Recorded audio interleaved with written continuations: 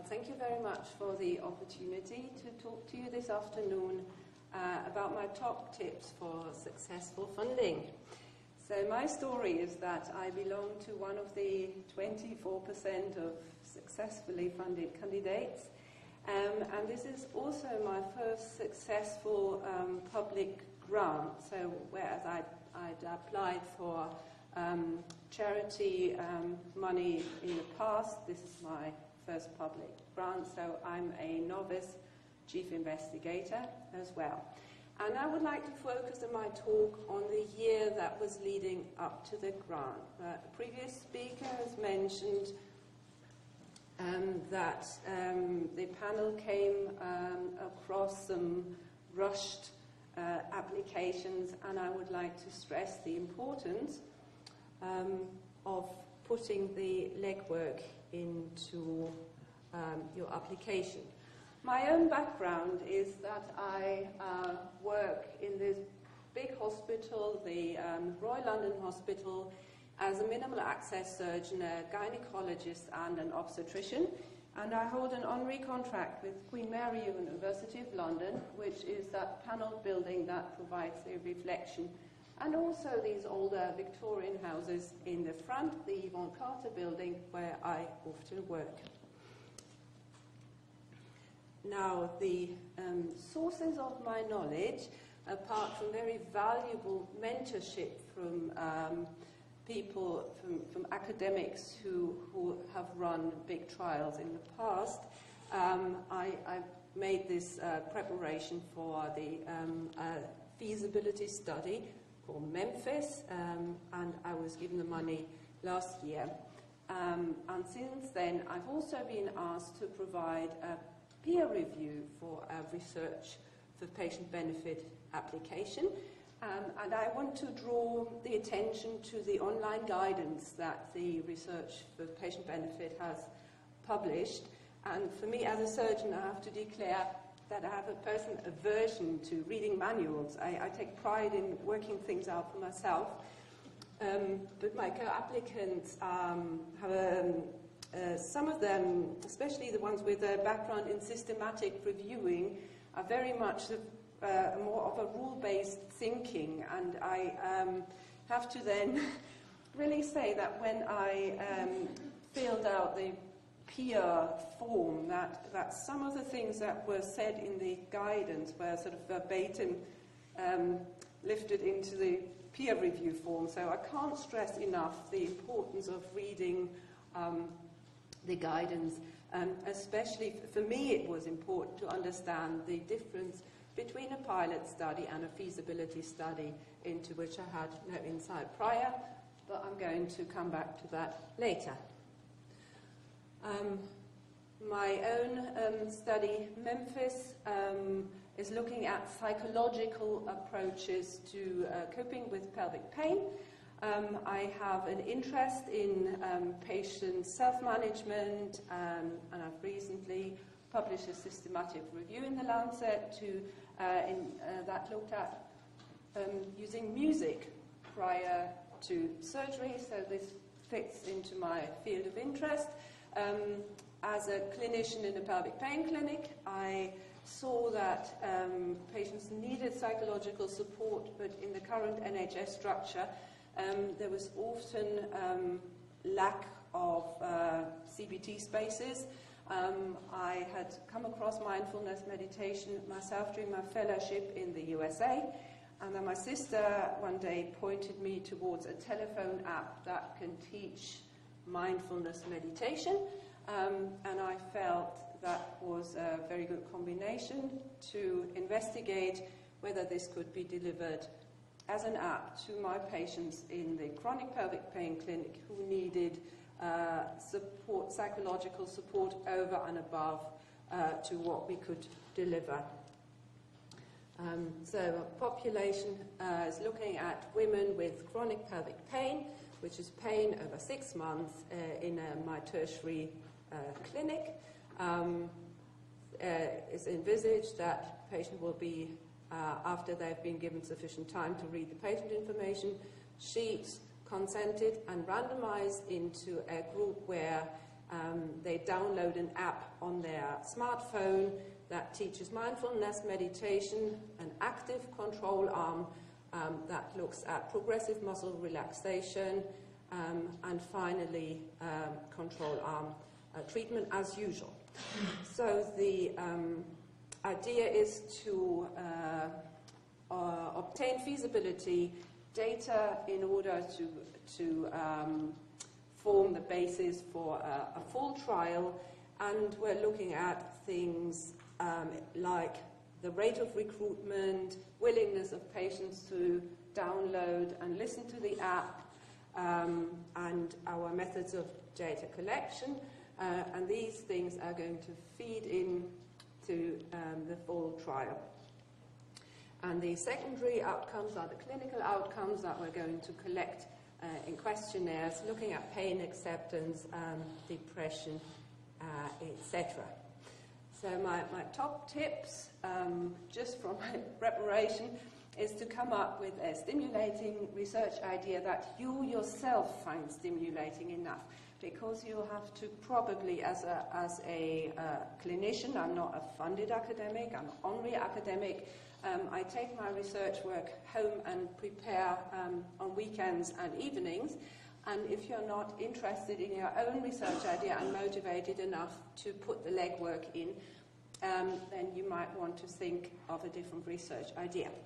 I should have contacted the RDS at a very early stage, because it took me quite a while to work out which funding stream I should go for, and I ended up phoning different departments of the NIHR to discuss my research idea, and then I found that it would best be sitting in the RfPB funding stream. But prior to that, I had approached charities, and as soon as they heard that I was using an app, or that I was actually involving a private company who had developed the app, they just hung up the receiver. So I'm very grateful to Research for Patient Benefit for having listened to my questions and read my application.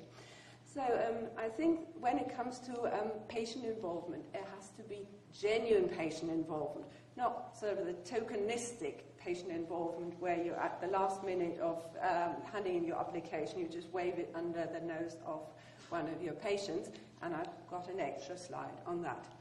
I think when I applied for, previously it was a one-stage application process, but I think it would be very important from the outset to have a large year planner and think of the deadlines and think of what you have to achieve before getting there. And actually, as a surgeon, I'm kind of a visual person. I sort of write things in or draw them onto a calendar. Because during that time, there is a fair bit of work to be done in that year, that what I would call legwork. I think it's important to collate the existing evidence in the form of a systematic review, which I'm going to detail in the following slide, working with focus groups and thinking of putting together a research team and engaging them enough in the research so that they feel ownership, rather than it being the research baby of the chief investigator. The work with the co-investigators will actually enable people to make it a communal baby. The costing and statistical expertise, I had to, as a novice CI, I really had to rely on my colleagues' advice and also on the RDS. The RDS helped me getting the patient and public involvement right. And also it's important to give yourself enough time to get the sign-off from the R&D department, and especially when it comes to costing. So again, I refer to this online guidance. And the logo down here at the bottom of the slide shows the computerized online program, which I think you should start populating from day one, because you can put the CVs of your co-applicants in there even before you've thrashed out your research protocol. The research obviously has to address a need, and I think you need to communicate that quite clearly to the NIHR, and also back up with evidence that you are able to meet the objectives stated. And part of that could be being honest and saying that there are risks. So you might, for instance, with my phone app, people might not be willing to download it and listen to it every day, and then you come up with a reply of what would have to be done in the full trial. You might have to design it in a multi-center nature, so you get more patients, and then you would still get enough patients to come up with a meaningful outcome. So I mentioned that I contacted the Research Design Service to learn about the patient and public involvement. I was very lucky that our Pragmatic clinical trials unit had a close relationship to the department I'm working in, and I found it quite surprising that both RDS and the CTU was willing to help me before I even had funding. So I wasn't able to pay them a penny, but they invested time and effort into getting my application right. And one of the Pragmatic clinical trials unit statisticians is actually a co-applicant. I also am lucky because I'm working in a large teaching hospital, and there is a research infrastructure. I think people from smaller hospitals want to embed themselves in research infrastructure, because I think it inspires more confidence to the NIHR if you can show that you have got people on your panel who have delivered good research on time and within budget before. So with my feasibility study, at the outset, I already had in mind of how the full trial would have to look at. So a pilot study, I believe, is just a little bonsai of your full trial. A feasibility study is different. The feasibility study should be aimed at delivering the data that is needed for your full study, especially for the power calculation of your full study. And also looking at how many eligible patients you need, how many centers you need, patients dropping out. So it should really inform how you would be setting up your full study. And as I said before, in order to collate evidence in a systematic and unbiased way, I believe the best way is to do a systematic review, pull together evidence, and also identify the gaps and state where your study is actually adding to the evidence. It's also important to, I think, to demonstrate that there's a real clinical need. For instance, the size of the problem, and in my case, so many pelvic pain patients who don't get access to psychological treatment. Also, I think it's important to embed one's own study in other ongoing NIHR-funded studies. And what I did before my application, I went through the database of ongoing studies to see what else was happening. I think when it comes to defining what are the risks of your study and what you might want to address, a good way would be to liaise with researchers who already have studied an app that, for instance, patients didn't download as much as was expected. What I needed as an inexperienced the chief investigator was the appropriate support, and the most support I needed on people who'd already managed trials, because I was unaware of the quite complex application process, and then putting in getting a study to start. Obviously, feasibility study, the funding is to 50K, and for this money you want to get the maximum expertise, and professors are very expensive. However, I believe it's important to inspire confidence and show that you've got people on your panel, on your investigator panel, who have previously successfully delivered research. I think finally, for this slide, it's important to describe how you're going to communicate with each other as well, especially if you're working cross sites. I think this might be the most important slide, because I think the Research for Patient Benefit funding stream is particularly committed to having patient involvement that is not, as I said before, tokenistic, and ideally patients should be involved when you conceive the research idea, so really early on. I included a systematic researcher who'd done a fair bit of focus work before, and we ran a focus group that we could then lift comments obtained in the focus group and put it into the application. I also went to a workshop, I think that was hosted by the Research Council.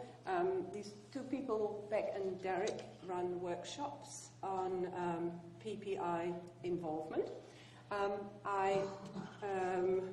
The sweets come from the experience of the qualitative researcher who said that when you run a focus group, you should always have roses with Cadbury's in the center of the table, because that would inspire this communal feeling of eating from the same tin. However, I had positive feedback from the lay person reading the application, the fact that we had done focus group work before. We also had a patient as a co-applicant who founded a pelvic pain network, who also is a teacher, so she's fantastic at reading through our application, especially the plain English version. And Involve was mentioned before, a website where I got some information on budgeting for patient involvement, and also using social media to disseminate research findings. The plain English summary is not only written for the layperson on the panel. I think it's also very useful when you want to communicate your research to perhaps even another medical doctor who is not from this field. I thought I'd done a pretty good job at writing the plain summary, but then our patient expert said this is all codswallop. Sentences are too long, so I just use very sort of childish terms, but still have my long doctor's sentences. There is this online tool, Plain English, where you can, it's a bit like Baby Fish, where you put in your text and it then comes up with a simpler and probably better version. So I used that, then showed it to my patient expert again, and she still had to edit it, but it was better. The other thing you have to think about is dissemination strategy, and there it is important if you don't only have the patient focus group, but also patients who have an online presence. In my case, it was the pelvic pain support network, so our link person can disseminate research findings, or even the fact that our study is recruiting. And the use of social media should not be underestimated. When it comes to the justification of cost, I believe that is now in the second stage. I got help from experienced trials managers, and even these people opened old grant applications and copied and pasted and then edited, so you don't start with a blank sheet. So if there's a similar study that was done in your unit before, you might be able to at least get a rough idea of how to put together the costing. I think it's also very important not to forget costing for patient involvement, for instance, their transport costs. And then I needed to calculate a bit of extra time to get the R&D department to sign off my costing. One of the reasons why charities were unhappy to fund my trial was because a private company was involved, and there was that perceived conflict about intellectual property. So I also know that the NIHR has a department that there's expertise on getting the legal situation right when it comes to intellectual property, because obviously we're using taxpayers' money to investigate something, and we don't want a private company to benefit from the taxpayers' money, but we want patients to benefit from that.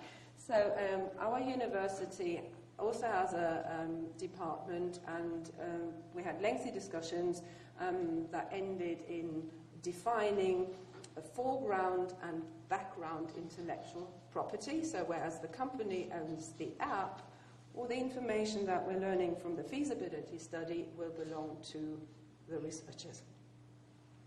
And that all then had to be signed and legally documented. And this is where my talk comes to an end. I'm happy to make myself available for questions. That's